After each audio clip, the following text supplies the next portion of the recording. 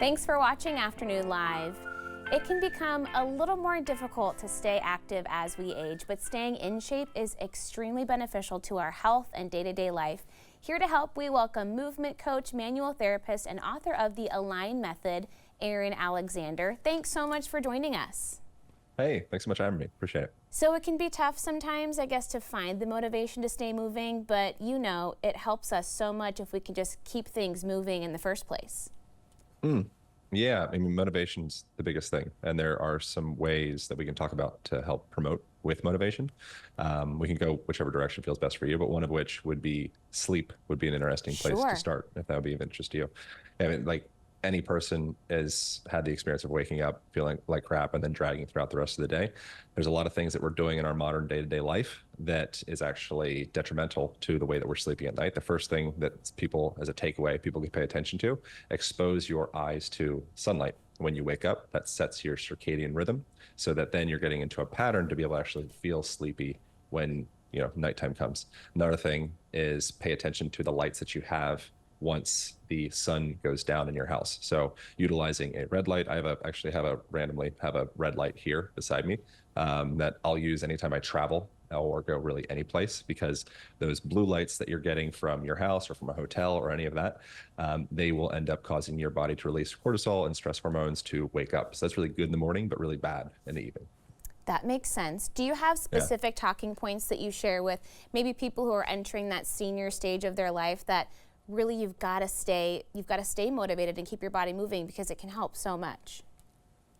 So I mean, we all are aware that of like sarcopenia, and the slow degradation of our bones and our muscles, and eventually we're all going to go back into the ground, and it's a beautiful thing to come into acceptance with, and it can be actually a way more prolonged, healthy, robust journey if we're making the right decisions today. So anything a person can do to be adding on muscle mass and particularly adding on density within the bones. So resistance training is probably one of the most valuable things any human being in general could do, but particularly a person that's entering into old age. As we're adding resistance to the body, that's causing the bones to respond and become denser and stronger. And then you can have, a happier, more robust life. So I would just add in for a person, make sure you're sleeping, because that's when your body is going into an anabolic state, i.e. it's growing, and also make sure you're adding resistance training into your daily life. Yeah, that makes sense. And then do you have certain advice for particular pain points that a lot of people experience, like the hips and the back? Are there certain things, easy things that we can do to help with that? One wild and crazy idea so right now I'm actually sitting on the ground. So you got a little cushion here. It's a good time. Feels great in the hips. That is the number one leading reason for elderly needing assisted living is they've fallen and they can't get up.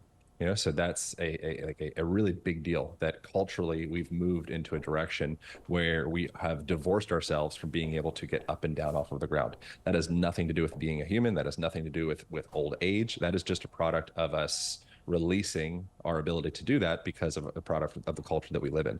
So the most important thing a person can do, sleep's important, resistance training is important. I would say a passive implementation that you could add into your daily life is just make sure you're getting up and down off the ground a little bit each day. So throw a yoga mat down on the ground, throw some floor cushions down on the ground, pet a puppy, hang out with some kids, get down on all fours. Just make sure that you are maintaining that practice, which is not really a practice, it's just a fundamental aspect of being a human being, into your daily life. So I'll eat on the ground, I do these interviews on the ground, and it's a great way to passively mobilize the hips and circulate lymphatic fluid and do all these really important things for your health and longevity. Yeah, that's an easy one-step thing that we can all implement in our day-to-day lives. Now, what about healthy posture? I should sit up more straight as I'm asking you this. Is that beneficial to kind of keep yourself more upright and stop kind of crouching and looking at our devices like we do all day?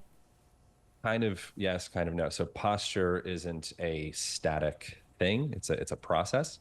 And so one of the most important things a person can do with posturally speaking, typically when you go into this like upright kind of stick in your butt type position, you end up actually compromising the stability of your lower back. So you end up flaring your ribs upward, and you end up actually becoming much weaker as a person. And your nervous system doesn't trust that body because it's worried of injuring its spine. So going into that like arching yourself back actually is like, don't do that. Instead, something that you could do that's gonna be really helpful for calming your nervous system as a whole, as well as supporting your postural patterns, you can bring your hands down to your ribs, your lower ribs, and allow the ribs to just kind of rest forward a little bit down towards the hips. So the opposite of arching yourself back. And then just take a few breaths into the sides of the ribs and notice yourself breathing horizontally as opposed to breathing vertically up into the neck and up into the shoulders. And what you'll feel is you'll feel your nervous system calm down. You'll feel more confident and at ease with yourself. As well, you're starting to be able to access that full range of motion of your diaphragm, which is your primary breathing muscle. If you do that, posture is better. All of your systems come online. You feel more calm, more confident, and life generally improves. So that would be a takeaway tip. Bring your hands down, lower ribs, allow them to kind of relax into yourself, allow the ribs to come forward, and just take a few breaths and feel yourself breathing horizontally. I love that. For your posture. Aaron, we got to wrap it up, but I really appreciate you sharing this with us. Thanks for spending some time with us today. Yeah, absolutely. Is it okay if I share, if people want to go deeper into this, I have a free trial of a program at alignpodcast.com/AMP. So we go deeper on all this stuff at alignpodcast.com. And we have your book here as well. The book again is The Align Method. We'll have all that information on our website at katu.com.